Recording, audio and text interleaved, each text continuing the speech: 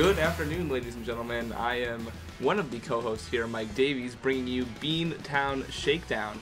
Alongside me, I have Nick Vitukevich and James Connelly. A lot of stuff going on in Boston sports, not only with the NBA lockout for the Celtics, but we also have Bruins season starting and struggling, and we also have the Patriots coming up on a bye week right now. So, guys, how are we doing today? Pretty good. There's a lot going on. A lot still going on with the Red Sox that I'm eager and excited to talk about. There's a lot going on with this Bruins team as well. We're back into a hangover type atmosphere, I guess, and Pats are on a bye week, but talk a little bit about that a little later on.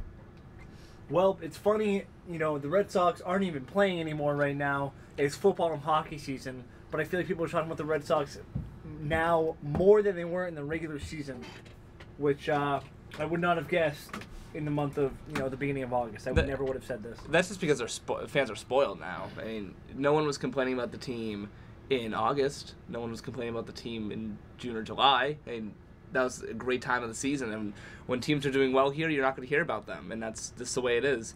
Versus other cities where teams have success, like in Texas, a team's going to be talking about them the city's going to be talking about that team for a while, and that's just the issue with what the Red Sox are going through right now. And now that the Epstein deal is practically almost done with the Cubs, now we need to figure out how we're going to rebuild this team, how to rebuild a team that's already built, if that makes any sense. And that's why it's such a bizarre situation. Well, here's the deal: they're not only doing bad, but there's so much bad press around them right now. It's not like they just had a collapse because they stopped playing good baseball. Everything surrounding this right now is just a perfect storm of stuff that the organization does not need right now. This is a state of emergency for the Red Sox. That's what I like to call it, because this team is collapsing before your eyes. They started off the year, they were supposed to be in the World Series on paper. They didn't even make the playoffs. The Theo Epstein deal, deal, I guess, did go through today with the Cubs. The Sox got back some minor league prospects, no one of great value, but they didn't get any cash back either for him. So. Well, now there's a rumor going around that the Padres are interested in John Lackey. So how do you guys feel about that? Yeah, I feel good about that, actually, because that means it depends how much we have to pay, how much money we have to eat up. It sounds like a hefty amount, though. Yeah, well, you know what? If it means they take some and get rid of this guy, I'm fine with that. I'm still on the bandwagon of keeping Lackey around for one more year. As ridiculous as that sounds, I feel like if he has anything to prove, I feel like this would be a terrible notch in his career. It would knock him down so much. If you get someone that can that wants to take him, do it, and do it now, because that guy still has 3 years left on his contract. It's only going to get worse from here. Well, who cares? I mean, honestly, let's look at the owners that are actually paying for this contract. There's no cap in baseball. It doesn't matter. They have a pretty much endless bank account, and now we're pretty much the most hated men in Boston right now. Most notably John Henry, with some of his comments that he's had lately. So who cares if we keep eating this contract? Who cares if, I'm kind of with Mike on keeping him just to see what he does. But then again, if he tanks again, who's going to want to pick him up? And we're just going to have to, have another dice case situation where, he was injured. But we'll have Lackey sitting on the sidelines while paying for him. Okay, go ahead. If he tanks again, then I will officially say, you know what? We were wrong. We shouldn't have done a 5-year deal with a 2015 because that would mean so much to everybody. You admitting that you were wrong. It would be a better luck next time situation. But at the same time, you need to realize that Daisuke has a much better career as a Red Sox than John Lackey does. Well, and if you look back at, I think, the 2008 season, Daisuke had about 19 wins. He had 19 wins. Mm-hmm. So where's that pitcher? The injury-free pitcher. Is that what the only issue is, or is this guy just not figuring out the majors? You're talking Daisuke? Yeah.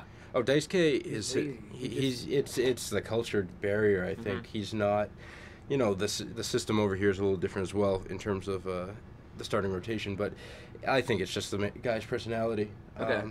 I think that's who he is, and I don't expect him to be on the Red Sox once his contract is up. I'd be surprised if we saw him next year. He's out with Tommy John surgery. He does have. He could come back, but I think they're going to brush him under the rug, say he's, one of those injured players, much like they did with J.D. Drew this year. So I don't expect to see him back. He has one more year in his contract. I'd say just go for it. Maybe if he has a bounce-back season, you offer him a smaller contract, but if not, just get rid of him. It's kind of like a J.D. Drew thing. You're on your last year. Who's this about? Daisuke. It's you're on your last year, but you just get out if you don't do well. Simple enough. I'd like Dice K, like Dice K's odds a little more than JD Drew's. Yeah, odds. JD Drew's retiring, and if he doesn't, he's a fool. Exactly. And the thing is too is I think Nick, you said we're in a state of emergency with the Red Sox. We just need to cut our losses now on a lot of these things. That's my opinion on it. You know, you just lost your GM, you just lost your head coach, your manager. You need to just start fresh here. If there was ever a better time to do it, you know, this is it. They are knocking on your door telling you this is time to, you know, you still got a couple trickle over from the Pink Hatters from the, 04 and 07 wins. You got a couple guys that you need to keep on the team like Pedroia and Ellsbury and stuff. But other than that, this isn't a team like we expected to see after the 04 season and after the 07 season, you know, come out and play ball. This team is just, it's not a team. It's a bunch of guys playing pickup baseball. Let's get into the drinking real quick. More allegations came out this week. WHGH reported, Channel 7 in Boston, that there were Red Sox pitchers drinking in the dugout, not just the clubhouse. That hit ESPN all night a few nights ago, and then I saw Scott Van Pelt on ESPN just, you know, be flabbergasted as John Lester and Josh Beckett called in to the show and said this is completely false. That followed with Jason Varitek, Tito Francona, and player after player.